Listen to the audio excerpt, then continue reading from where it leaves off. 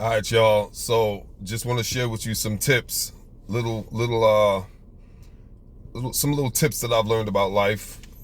Uh, yeah, these are just little nuggets, right? Little gems that I've noticed, some little patterns I've noticed about this thing called life. I want to talk about the law of growth and how to use the law of growth to to pretty much achieve your goals and to get things done and to execute. There you go, to execute your plans and bring them to fruition. So here's the thing: the law of growth, pretty much, without it's a lot, so I'm going to trim it and just keep it very simple. The law of growth pretty much states that in order for something to grow, it cannot be disturbed. I'm gonna say that again. The law of growth, in order for something to develop, you can't disturb it. It needs it's a formula, right? So the formula is you plant your, just like a farmer, you plant your seed, you water that seed, you allow the seed to have sun, you plant the seed, you allow the water to do what it has to do, and you allow the soil to do what it has to do, and you allow the sunlight to do what it has to do. Uh what's not stated, or what you don't, what most of us overlook is that you have nothing. The elements do all the work. For instance, your only responsibility is to plant the seed. Watch this. After you plant the seed, the rain will water the earth. The soil will do what it has to do. The sun will give the light, the rays of light that's needed. If you think about that, right? Those are, let me see, plant, the soil, water, and sun. Those are the four formulas, or the four stages or whatever, right? Your job is only one: the planting. That was your initial job, was to plant. The problem is this, right?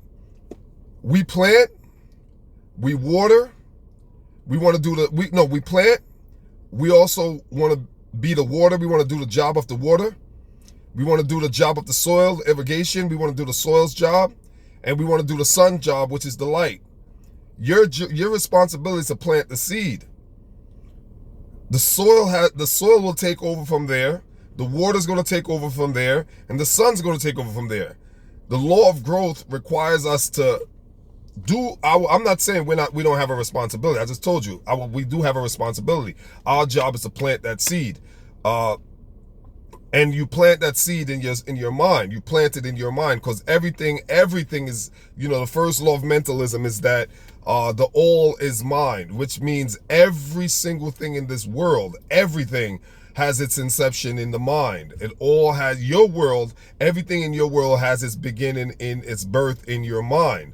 Everything in your outer world has had its birth in someone else's mind. This car I'm in had its birth in someone else's mind. This phone I'm using had its birth in someone's mind. Then if you want to get universal with it, the cosmic mind, right? We're all inside of the mind of the universe, which is God, right? We're all inside of the mind of God. Like, think of a writer who writes a play. All his characters in his play came out of his mind. He decided what kind of character, the cast for his play. So it all begins in the mind. The all is mind. So the law of growth requires a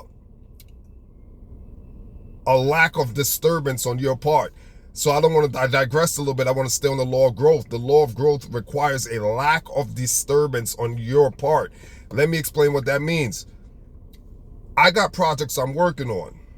And the hardest thing for me to do, I'm learning, the hardest thing for me to do is not the project itself. It's not the execution. I don't have a procrastination problem. I'm the opposite of that. I'm probably too eager. I'm an eager beaver. You know what I'm saying? Procrastination is not my weakness. My weakness is, I don't know, this might sound counterintuitive. I'm too aggressive, right? I like to go, let's go. And that right there is in conflict with the law of growth. A lot of my projects fail because I was too eager. A lot of my projects failed because I was too eager for the success of those same projects. And it sounds counterintuitive because we're taught to grind. to hustle, to go after what you want, to put your foot to the metal. We hear the saying, go hard or go home. All the aggressive characteristics we've heard, they actually, if we don't know how to manage those characteristics, if we don't know how to manage those strategies of go hard or go home, they'll actually work against you, and you will sabotage your own progress, your own plans, because the law of growth requires no disturbance. In order for when a farmer plants his seed, the irrigation process, it's required he has to leave that seed alone. That farmer plants his seed, his crops, whatever it is, and he has to leave it alone. He has to let the sun do what it do, let the rain do what it do, and let the soil do what it do. If you just imagine you plant a seed as a farmer, and you go out there every day and you're bothering the seed, right? You're interfering with the growth of that seed because you want it to grow faster. You're like, look, I need you now. We need to get this done now. We need to get this done now. So you're constantly badgering that seed. You're constantly disturbing the seed, which is disturbing the law of growth. The law of growth requires no disturbance on your part. The hardest thing for me and for a lot of us to do, and I'm learning this. The hardest thing for us to do is to detach yourself from the outcome of your project. Detach yourself from what you want. You want to see that project through and through. You want to see it from A to Z, and you want to see the outcome, which is the success of your project. And that for the success of your project overrides the law of growth, which is no disturbance on your part, and you badger it, right? You're needling it. Right? You're constantly provoking it. Oh, I need this done. I got to get this done. That's not healthy. That's not even a strategy. That's anxiety. Your anxiety is sabotaging your own strategy, your own plans, because you're so anxious, right? You're so anxious and eager for the success of your project that anxiety is influencing, governing you to interfere with the growth of the project. And no project can ever, according to the law of growth, no project can ever come to fruition if you keep digging up that seed. If you keep, every day you go out on that and seed, where are you? Seed, let's go. I planted you. Let's go. We need you to grow. If you keep badgering the seed, if you keep interfering with the seed cannot grow. It will not grow. You're actually sabotaging its growth. So the one of the patterns of things I've learned, and it's very difficult, it's easier said than done, is to detach, completely remove yourself, detach yourself emotionally from your project. I got some things I'm working on. I will never disclose them. You shouldn't. Another pattern, tip I've learned about: do not discuss your goal until you've secured the bag.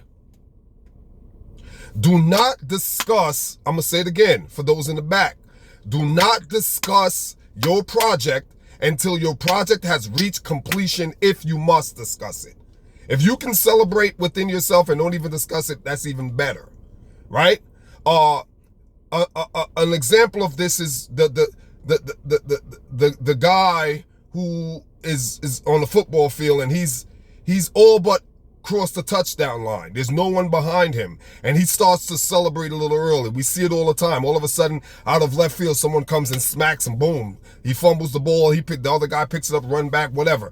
Or the guy who's on a track and field, and he has his competition, by leaps and bounds. He feels like he has a landslide victory, so he slows down and he begins to celebrate a little early, and all of a sudden, boom, someone passes him, he loses the race. The principle there is that do not celebrate your victory until you've secured the victory. Do not speak on your goal until you've secured the goal. If you must speak on it after you've secured it, after you've crossed that touchdown line, after you've crossed that finish line. Then celebrate if you must. Everyone has their own way of reveling there's nothing wrong with celebrating your victory, but celebrate the victory after you've secured the victory. Celebrate the bag after you've secured the bag. Do not speak on your goal until after you've secured the goal. All right? These are just little tips, little bits and cookie crumbs of wisdom that if you follow these principles, you'll look. What's for you is for you. I get that. A motto I live by is, what is for me, I can never lose. And what is not for me, I can never keep. I'm going to say that again for those in the back. What's for me, I can never lose. What is not for me, I can never keep. Having said that, also understand the alternative to that motto of mine that I live by. I love that.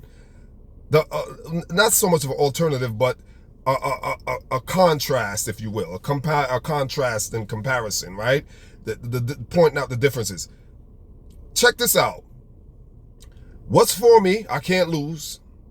What's not for me, I can't keep. But understand that what is for me, I can slow down. The children of Israel could have reached the promised land in weeks, according to the analysis and some mathematical calculations that they've done on that passage of the Bible. They found that the children of Israel could have reached their destination in a matter of weeks. Instead, it took years, 40 years to be exact. It took years, a number of years. Something that you could have done in weeks ended up being accomplished in years. There's a lot that we can unpack there, but the basic principle, the basic truth is, why would you want to slow down your progress?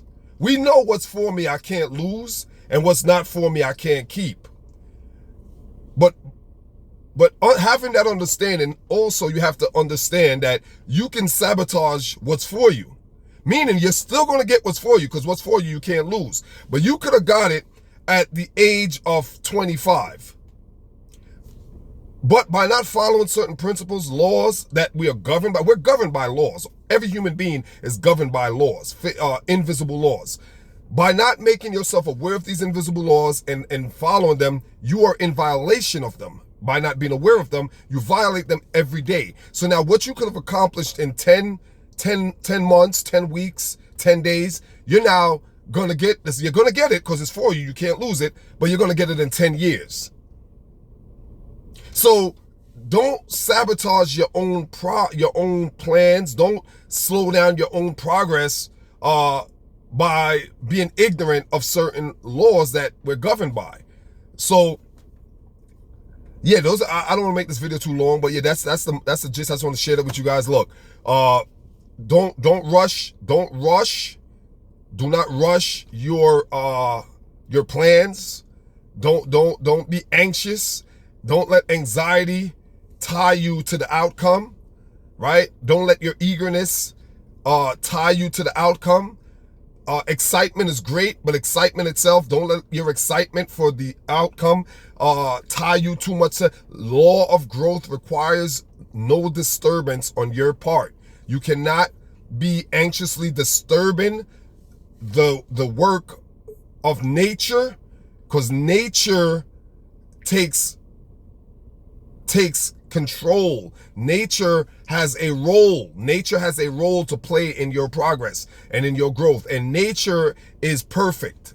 Nature's laws are perfect. The sun has never ever showed up late for work. Hear me out.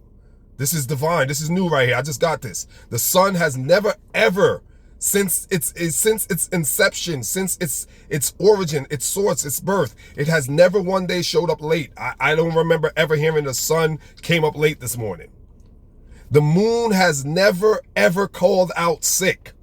Stay with me here. It's poetic. The moon never ever in the history of its employment, so to speak, has ever took a day off or called in sick. The tides, the ebbs and the flow in the ocean has never, ever went out for lunch breaks. Stay with me here. Nature works perfectly without your input. Leave Have your plans, write out your plans, write out your goals, set your your parameters, etc., etc. And once you've hit the submit button, let's just call it that. Once you push that button to submit the plan, let go. Go on about your life. Go on and whatever it is you want to do for fun. Go do your fun. Go to the beach. Go have a drink. Go whatever you do. Now I don't condone drinking. I don't drink. So when I say go have a drink, go have some Coca-Cola. Go get a green juice. Get a healthy juice. That's something healthy. Go get a protein shake. Go to the gym. Go exercise. Go jog. Go run. Go read a book. Write something. Once you've hit the submit button, let nature do her thing. Till next time, peace.